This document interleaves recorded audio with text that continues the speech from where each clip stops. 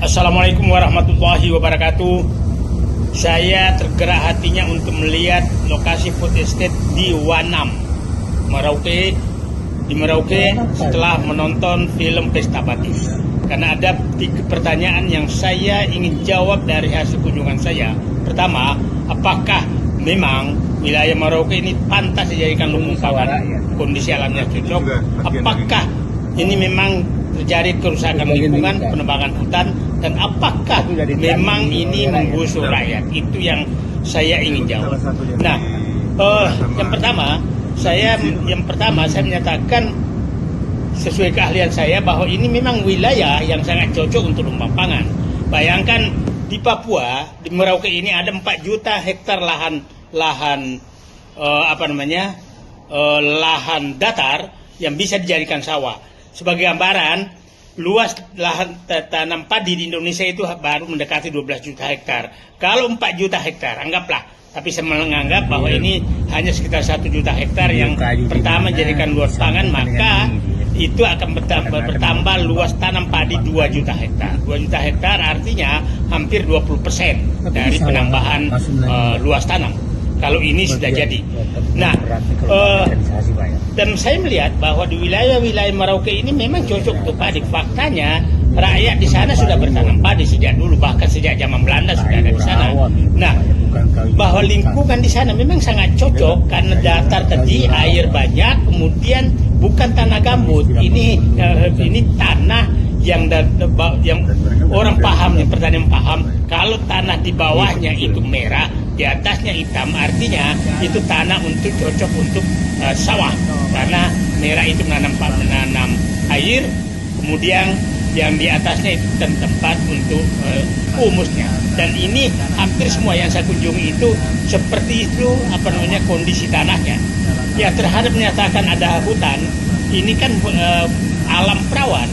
Saya menyaksikan dari udara bahwa memang tanah rawa ini sejak bumi ini ada, ya pohonnya sebesar betis atau paha dari orang dewasa. Artinya memang begitulah kulturnya, bukan hutan yang dimaksud seperti akan menebang hutan yang diameternya 2 meter, nggak ada pohon seperti itu. Nah, saya sampai ingin tahu apakah betul ini gambut apa segala. Saya coba mendaratkan helikopter di wilayah pengembangan itu saya melihat bahwa itu helikopter mendarat aman, tidak jeblos ke bawah, artinya bukan gambut. pH-nya saya cek bukan pH gambut, artinya ini sekali dibangun reaksinya maka padi sawah langsung jadi.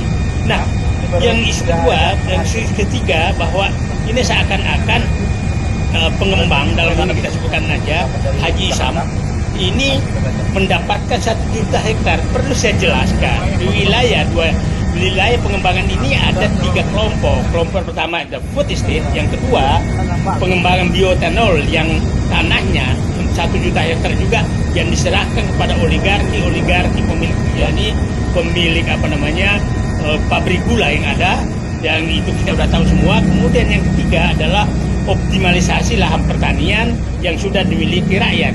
Nah, yang 2 sedang berjalan, optimalisasi lahan pertanian dan pencetakan sawah baru. Nah, pencetakan sawah baru ini saya menganggap bahwa pemerintah memang hanya memposisikan kontrak itu adalah sebagai kontraktor, bukan pemilik lahan.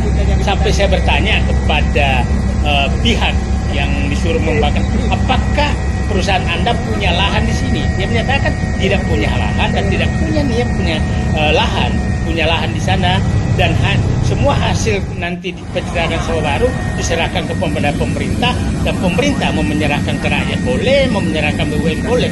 Jadi isu-isu yang dikembangkan seperti itu.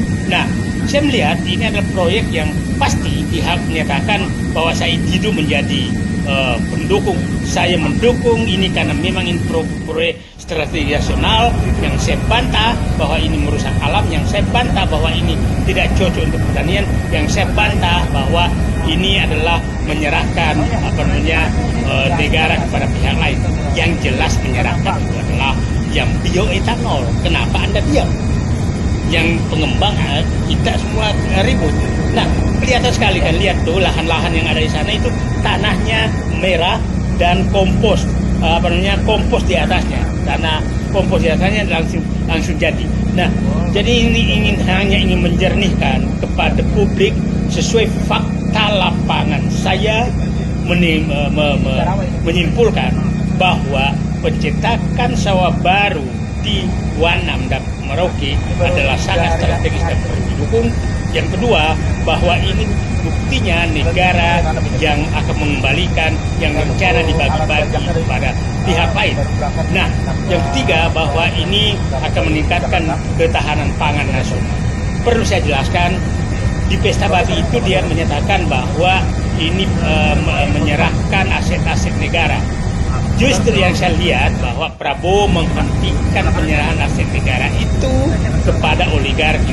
Ingat, pemerintahan sebelumnya sudah membagi-bagi lahan sawit kepada pengusaha di Papua. Nah, itu ada 2 kali menyerah hutan pemerintahan sebelum Jokowi itu menjadi kebun sawit, dan sekarang Presiden Prabowo justru menghentikan itu dan sudah mengambil alih kembali lahan-lahan itu, kebun sawit itu mendekati 900.000 hektar. Saya ulangi, 900.000 hektar kebun sawit sudah dikembalikan ke negara dan dikelola oleh Agrinas Palma. Kemudian lahan yang yang sudah diserahkan hampir 1,5 juta hektar pada oligarki oleh rezim Jokowi di daerah datar yang berdampingan dengan food estate yang dibangun sekarang, itu sepertinya ada keinginan juga untuk itu dijadikan semua milik negara. Apakah tetap tebu atau apa, itu kita lihat. Tapi yang jelas, masuknya kontraktor untuk mengerjakan pencetakan sawah baru di sana, itu adalah dalam rangka pemerintah ingin menguasai kembali lahan yang sudah dibagi-bagi oleh pemerintahan sebelumnya kepada oligarki dengan tujuan utama meningkatkan ketahanan pangan.